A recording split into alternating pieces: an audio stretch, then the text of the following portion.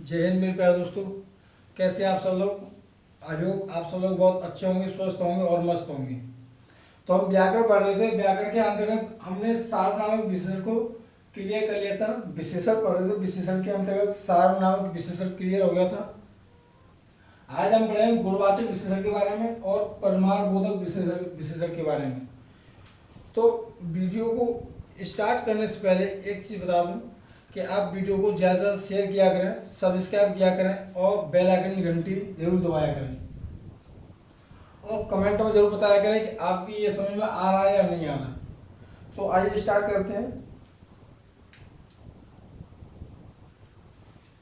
तो देखो, व्याकरण के अंतर्गत हम सार्वनामिक विशेषण को क्लियर कर चुके हैं। इसके बाद आता है हमारा गुणवाचक विशेषण।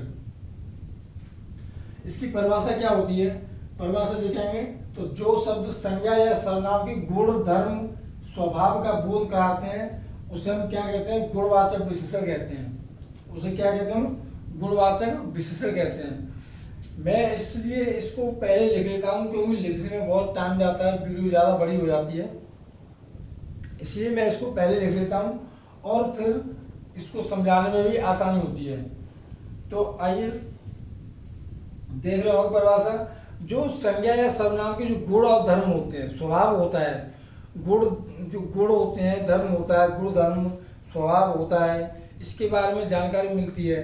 तो संज्ञा सर्वनाम के जो शब्द होते हैं, जो शब्द संज्ञा सर्वनाम के गुण धर्म या स्वभाव के बारे में बताते हैं, उसको क्या कहते हैं, हम गुणवाचक विशेषण कहते हैं। क्या कहते हैं, गुणवाचक विशेषण कहते हैं। हमेशा ये संज्ञा और सर्वनाम के बारे में ही ये बताएगा।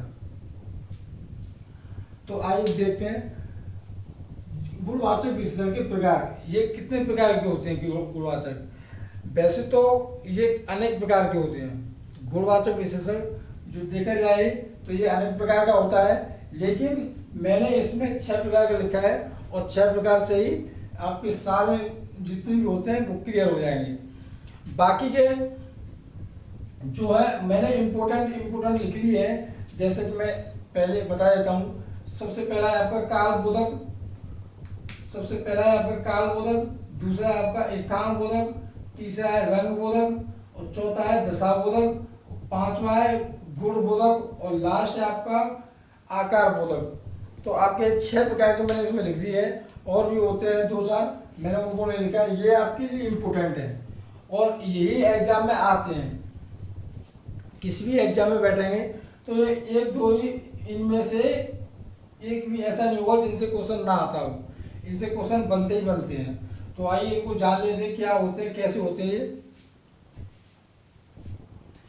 तो काल बोधक पढ़ाएंगे। सबसे पहले काल बोधक देखा हमने। तो काल क्या होता है, काल होता है समय।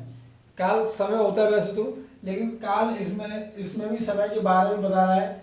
नया, पुराना, ताजा, मौसमी, प्राचीन, क्या है ये, काल के बारे में बता रहा है। तो आज ये सारे शब्द कैसे हैं आपके, ये सबके सब शब्द आपके हैं कालबोधक। कैसे हैं, कालबोधक हैं। और दूसरा देखें, कालबोधक में देखा आपने नया, पुराना, ताजा, मौसमी, प्राचीन, ये आपके कैसे कालबोधक हैं। तो आइए दूसरा देखते हैं। दूसरा आपका स्थान बोधक। स्थान बोधक में क्या होगा, स्थान बोधक में देखेंगे तो एक निचला होता है, ऊपर का होता है, बीच का होता है, ये आपके क्या होते हैं, स्थान होता है। ऊपर नीचे होता है ना, ये आपके कैसे होते हैं, स्थान होता है। रंग बोधक में देखेंगे तो रंग बोधक में सारे कलर आ जाते हैं। आपके नाम से ही पता चल रहा है इनके से कि इसमें क्या आना चाहिए। जैसे स्थान में स्थान आना चाहिए ऊपर नीचे, काल बोधक में समय आना चाहिए। आपका रंग बोधक में क्या आना चाहिए, रंग आना चाहिए। तो रंग क्या होता है, लाल, पीला, काला, नीला, सफेद, बैगनी आदि शब्द कैसे होते हैं आपके कैसे होते हैं, ये रंग होते हैं। पांचवा है आपका गुणबोधक विशेषण। तो विशेषण मैंने लिखा है, कॉमन है, बोधक भी कॉमन है, पर लेकिन देख लीजिए।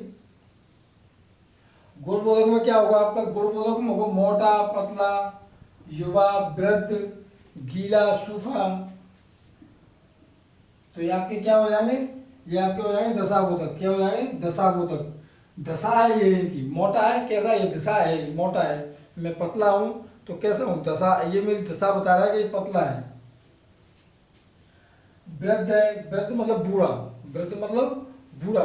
गीला, गीला जानते हैं आप, सूखा आदि। तो ये आपके कैसे होंगे, दशाबोधक होंगे।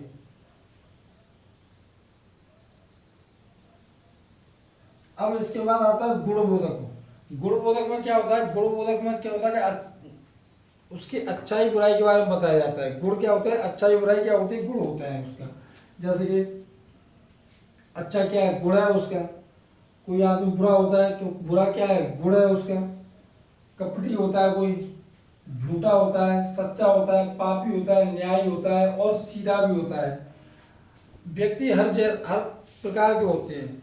वो पापी, सभी पापी नहीं होते, सभी कपटी नहीं होते, और सभी अच्छे भी नहीं होते, और सभी बुरे भी नहीं होते।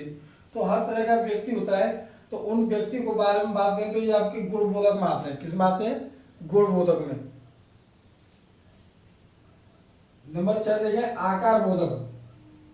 आकार बोधक में क्या होता है, आकार में जैसे कि मार्कर है, मार्कर कैसा है, मार्कर गोल है, कैसा है, गोल। तो ये क्या है, इसका आकार है।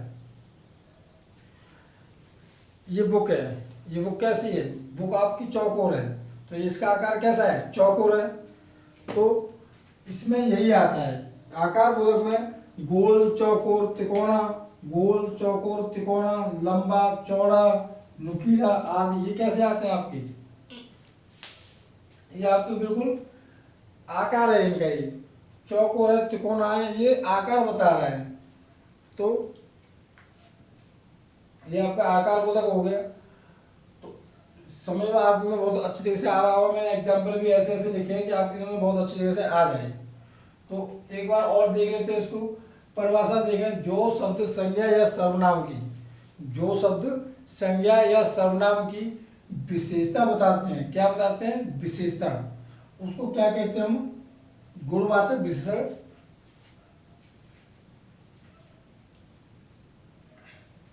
उसे क्या कहते हैं, गुणवाचक विशेषण कहते हैं। क्या कहते हैं, गुणवाचक विशेषण। तो देखें, जो शब्द संज्ञा सर्वनाम की गुण धर्म स्वभाव के बारे में बताता है। तो ये कितने प्रकार के होते हैं, तो आइए जाने। गुणवाचक विशेषण के प्रकार ये अनेक प्रकार के हो सकते हैं, यानी कि इनके प्रकार अनेक प्रकार के हो सकते हैं। ये मैंने यहाँ इनके 6 प्रकार लिखे हैं, और ये 6 प्रकार से ही क्वेश्चन बनते हैं। बाकी के जो होते हैं उनसे क्वेश्चन नहीं बनते, 1-2 और होते हैं, वैसे जो ज़्यादा नहीं होते हैं। पर लेकिन ये 6 मैंने लिख दिए, इन 6 के बारे में पढ़ लो आप अच्छी तरह से। तो क्वेश्चन अगर बनेगा तो आपकी समझ बहुत अच्छी तरह से आ जाएगा। तो मैंने क्या कहा, जो गुणवाचक विशेषण की परिभाषा के बारे में, कि जो शब्द संज्ञा या सर्वनाम के गुण धर्म स्वभाव के बारे में बताता है उसे गुणवाचक विशेषण कहते हैं।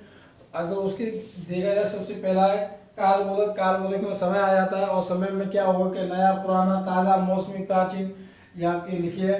तो क्या होता है, इनके बारे में बताया जाता है, और इनसे हमें पता चलता है कि ये क्या होता है, ये कालबोधक होते हैं।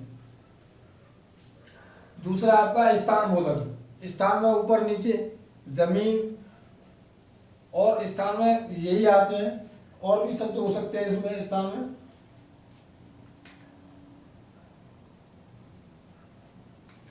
तो स्थान बोधक भी देख लिया आपने, काल बोधक देख लिया। इसके बाद देख लिया रंग बोधक। रंग बोधक आपका रंग से, ये मैंने 6 प्रकार इनके ऐसे लिखे हैं कि आप इनके नाम से ही इनके एग्जाम्पल दे सकते हैं। क्योंकि रंग बोधक में क्या होगा, रंग आएंगे सारे, जितने भी रंग होते हैं। जैसे ये लिखा है लाल पीला, लाल पीला, काला नीला,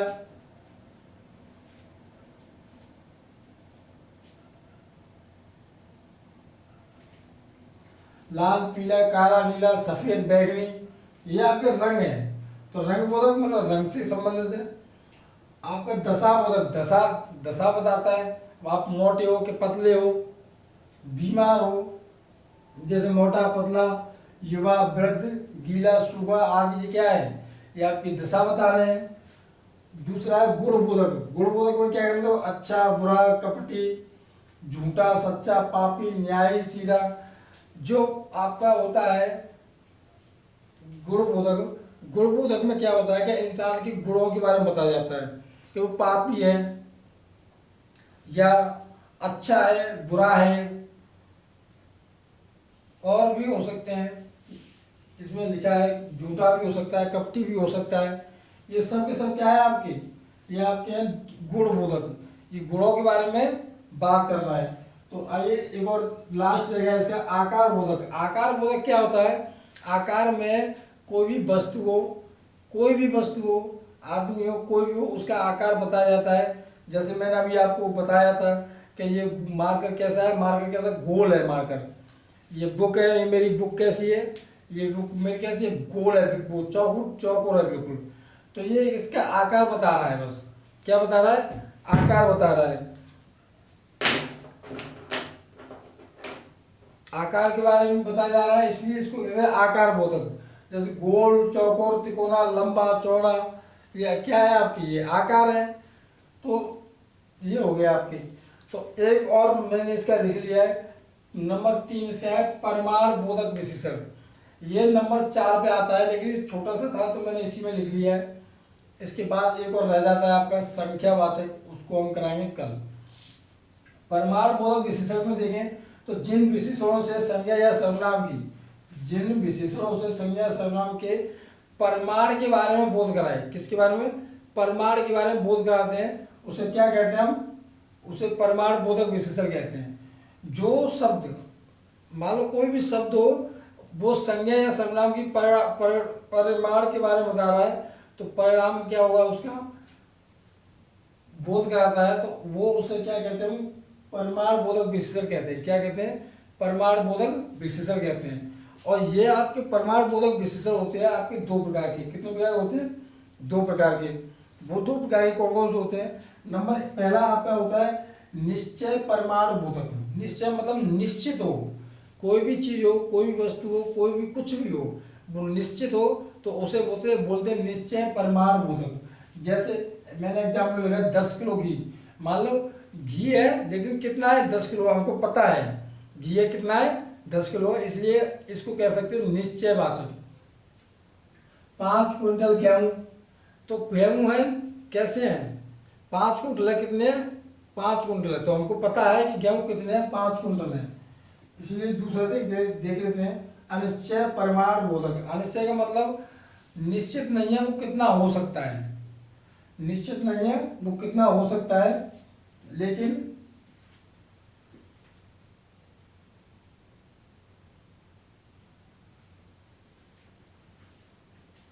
वो निश्चित नहीं है कितना हो सकता है, लेकिन है तो सही।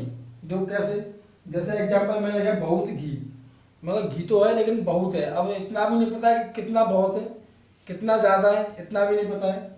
दूसरा थोड़ा दूध, दूध तो है लेकिन थोड़ा है। अब थोड़े में ये भी नहीं कह सकते 1 लीटर है, 2 लीटर है, आधा लीटर है, तो थोड़ा तो है ही, मतलब निश्चित नहीं है, अनिश्चित है ये। कम पानी, पानी है लेकिन कम है, पर ये भी नहीं पता कितना कम है। 1 गिलास है, 1 घंटी है, पता नहीं कितना है। तो आप समझ रहे होंगे। एक बार और मैं इसको बता देता हूँ परमाणु बोधक विशेषण को। तो परमाणु बोधक विशेषण किसे कहते हैं, जिन विशेषणों से संज्ञा या सर्वनाम के परिणाम का बोध होता है। किसका, परिमाण का बोध होता है, उसे हम क्या कहते हैं, परिमाण बोधक विशेषण कहते हैं। परमाणु बोधक विशेषण आपके 2 प्रकार के होते हैं, एक होता है निश्चय परमाणु बोधक विशेषण, नंबर 2 होता है अनिश्चय परमाणु बोधक विशेषण। ये दोनों ही शब्द आपको बता रहे हैं कि ये किस प्रकार के हो सकते हैं। तो हम अगर निश्चय परमाणु बोधक विशेषण के बारे में जाने तो आप कुछ भी कह सकते हैं, 2 किलो चीनी, 3 किलो आम, 4 किलो सेब, 5 किलो घी, या 1 क्विंटल गेहूं। ये क्या है आपके, ये सारे के सारे शब्द आपके निश्चयवाचक परमाणु बोधक विशेषण के हैं। ये किसके, निश्चयवाचक के। और ये निश्चयवाचक में ही आएंगे क्योंकि निश्चित है, ये जो निश्चित है वो निश्चयवाचक में आएंगे। और दूसरा है आपका अनिश्चय परमाणु बोधक। क्या है, अनिश्चय परमाणु बोधक। जैसे कि अनिश्चित, अनिश्चित का मतलब ये होता है कि वो निश्चित नहीं है।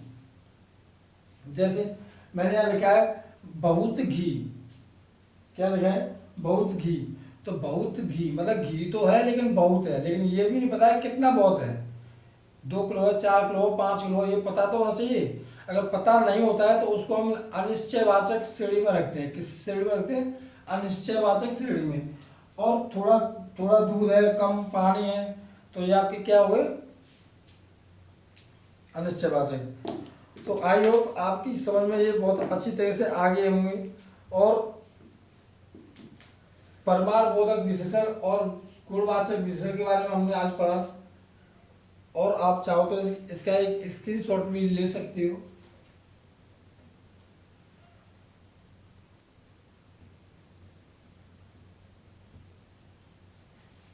तो आपने इसका स्क्रीनशॉट ले लिया हो तो आपको ये वीडियो कैसी लगी, आपको ये समझ में अच्छी तरह से आया या नहीं आया, तो आप हमें कमेंट करके ज़रूर बताएं। और वीडियो को ज़्यादा से ज़्यादा शेयर किया करें और सब्सक्राइब जरूर किया करें, बेल आइकन की घंटी जरूर दबाया करें ताकि नोटिफिकेशन आपके पास पहुंच जाया करे।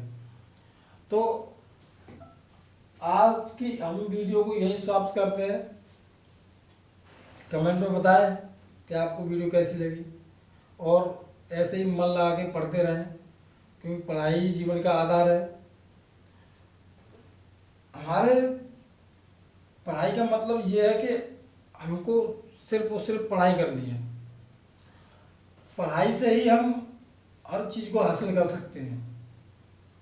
तो इसलिए पढ़ते रहें और कमेंट करें, लाइक करें। थैंक यू, धन्यवाद, जय हिंद।